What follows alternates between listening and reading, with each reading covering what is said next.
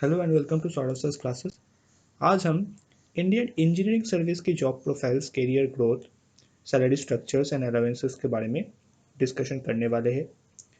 तो जैसे आपको पता है, it is a all India level examination, जो कि बहुत प्रेस्टिजियस एग्जामिनेशन है for the students of for the engineering graduate students in civil, mechanical, electronics and telecommunication courses.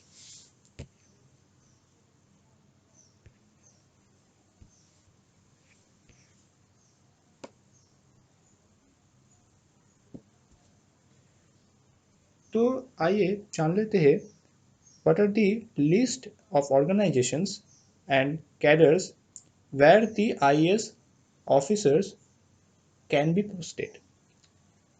तो बॉर्डर रोड इंजीनियरिंग सर्विस, या फिर सेंट्रल इलेक्ट्रिकल मैकेनिकल सर्विस, या फिर central engineering service of for roads, ऐसे बहुत सारे organisations में आपका रिक्रूटमेंट हो सकता है एज अ इंजीनियर, अगर आप आईएएस एग्जामिनेशन क्रैक करते हो।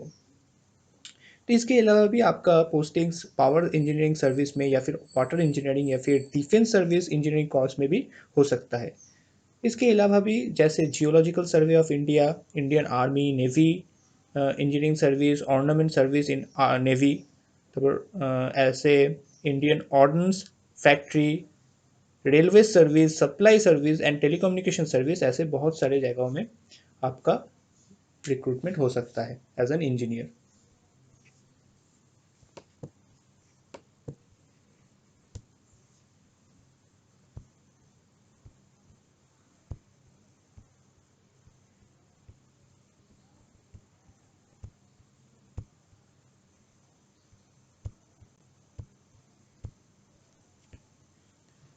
ठीक है, तो चलिए अब आगे बढ़ते हैं और आईएएस की सैलरी को अच्छी तरह से एनालाइज करते हैं और जान लेते हैं कि उनके पे स्केल्स एंड ग्रेड पे कौन कौन से है for different levels of the engineers.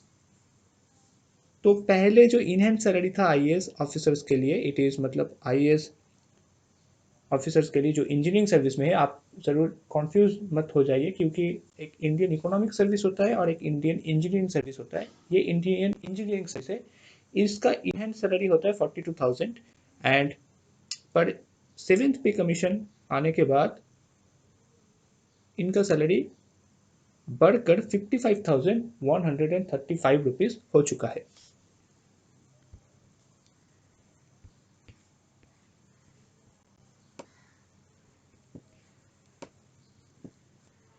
ये इन हैंड सैलरी के बारे में हमने बोला। पर अगर हम पे स्केल्स एंड ग्रेड पे के बारे में जानेंगे, तो जूनियर लेवल में पे स्केल जो है it is 15,600 to 39,100, and grade pay होता है 5,400। For senior scale it is same, pay scale is same, पर यहाँ पर ग्रेड पे बढ़कर 6,600 हो जाता है। For junior administrative grade it is also same, pay scale is same, पर यहाँ पर भी ग्रेड पे बढ़कर 7,600 होता है। For selection grade scale like chief engineer या फिर जॉइंट जीएम मतलब जनरल मैनेजर, तो यहाँ पर आपका पे स्केल बढ़कर 73,400 टू 67,000 हो जाता है, और यहाँ पर आपका ग्रेड पे जो बनता है it is 8,700 rupees. Now super time grade जैसे कि चीफ इंजीनियर और एडिशनल जीएम, यहाँ पर आपका पे स्केल सेम होता है सिलेक्शन ग्रेड स्केल के साथ, पर पे स्केल भी सेम होता है एंड ग्रेड पे भी आपका सेम ही होता है, दैट इज 8,700। तो selection grade scale and super time grade, इन दोनों का जो पे स्केल एंड ग्रेड पे है इट इज सेम। अब इसके बाद में जो सबसे बड़े पोस्ट से लाइक कैबिनेट सेक्रेटरी ग्रेड या फिर एपेक्स पे स्केल, इनका पे स्केल फिक्स्ड होता है, that is 9,000 for cabinet secretary, and for apex पे scale it is 80,000। Cabinet secretary grade के लिए आपका जो पे स्केल होता है ये फिक्स होता है, it is 90,000, and for apex पे इट इज 80,000, और यहाँ पर कोई ग्रेड पे नहीं होता है।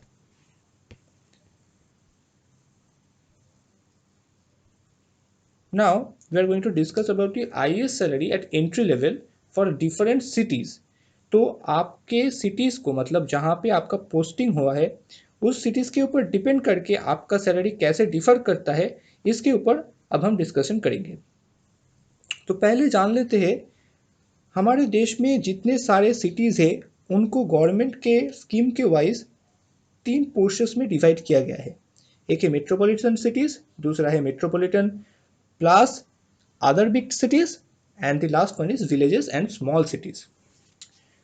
तो पहले हम क्लास ए सिटीज़ के बेसिक पे जान लेते हैं।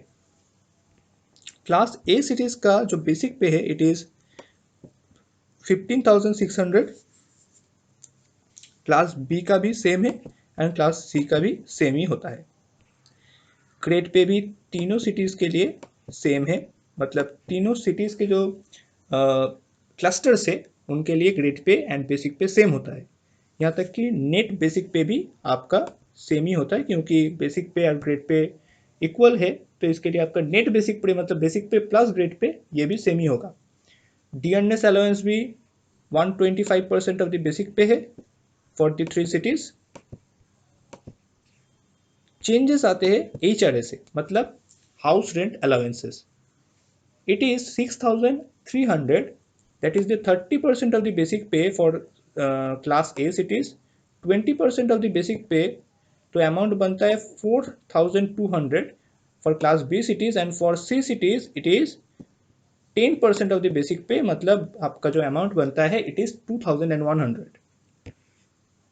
इसके बाद ट्रांसपोर्टेशन अलाउंस होता है फिक्स्ड 15% प्लस DA, तो यहाँ पर आपका ट्रांसपोर्टेशन अलाउंस बनता है 7,087 रुपीज़। तो ग्रॉस सैलरी आपका बनता है 60,637 for A cities and 58,537 for B cities and 56,437 rupees for class C cities. तो यहाँ पर एक डिडक्शन होता है for different pension schemes, health insurance schemes, ऐसे बहुत सारे स्कीम्स वाइज आपका यहाँ पर एक डिडक्शन होता है और ये करीब 10,000 रुपीज़ होता है for each of the cities, each of the cluster of cities. तो इनहैंस सैलरी आपका ए सिटीज़ के लिए 50,637 होता है, for B cities it is 48,537 and for C it is 46,437 rupees.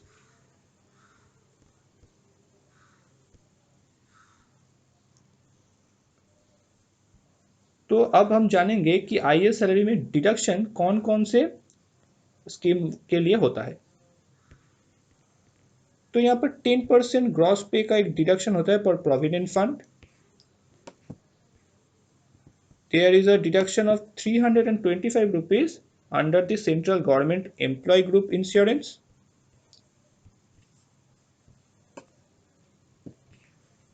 NPS मतलब नेशनल पेंशन स्कीम के अंतर्गत आपका 10% बेसिक प्लस DA डिडक्शन होता है एंड इनकम टैक्स डिडक्शन भी आपका होता है।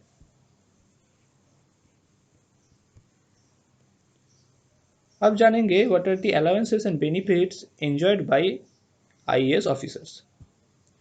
तो IAS ऑफिसर्स को सैलरी के साथ बहुत सारे बेनिफिट्स मिलते हैं, जैसे CGHS medical, that is central government health scheme के अंतर्गत मेडिकल फैसिलिटी मिलते हैं।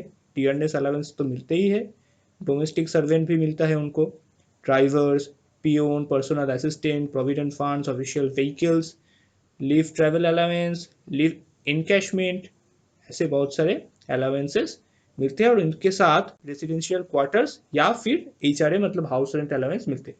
अगर आप क्वार्टर लेते हो तो आपको HRA नहीं मिलेगा, पर अगर आप HRA लेते हो तो आपको क्वार्टर की ज़रूरत नहीं है।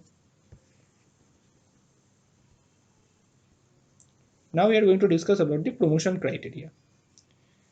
तो सबसे पहला जो जब किसी IAS ऑफिसर का रिक्रूटमेंट होता है तो वो एज एन एग्जीक्यूटिव इंजीनियर और असिस्टेंट डायरेक्टर के रूप में ज्वाइन करते हैं। इसके बाद 3 से 4 साल का एक्सपीरियंस के बाद या फिर 3 से 4 साल की जॉब करने के बाद उनको प्रमोशन मिल सकता है और उनका पोस्ट बढ़कर एग्जीक्यूटिव इंजीनियर और डायरेक्टर होता है। After 13 to 14 years join general manager या फिर chief general manager of level 2 बनते हैं. After 20 it is additional general manager और चीफ इंजीनियर, एंड आफ्टर 30 ही और she become a senior general manager. तो प्रमोशन के लिए डिफरेंट एग्जामिनेशंस होते हैं या फिर आपके एक्सपीरियंस वाइज आपका प्रमोशन मिलता है. Now, we Sodexo's classes are always there for you to help you in your study. We provide specially designed study materials, exam-specific mock tests with detailed analysis, personalized mentorship sessions, and doubt-clearing sessions are also there in our institutions. 60 mock tests and 130 plus our lectures are available in our institution for different subjects from our renowned faculties in different disciplines. We provide free demo classes also, and we are flexible in both online and offline. Recorded form of each and every class are provided from our side for further assisting in your study. And अगर आपको ऐसे आने वाले examination की notification चाहिए तो आपको हमारे यूट्यूब चैनल को सब्सक्राइब करना है to get the notification first. To contact us, you can mail us at sodexclasses@gmail.com, or you can call us at 9836793076 or 9874822756. These are the contact number. तो ये सारे contact details आप लिख लीजिए, or you can just check our website, that is sodexclasses.com. So I think all the students out there gain full clarification about the job prospects and salary structure and allowances of IAS officer. So my name is Ayant Pal, and now I am signing out. Thank you very much.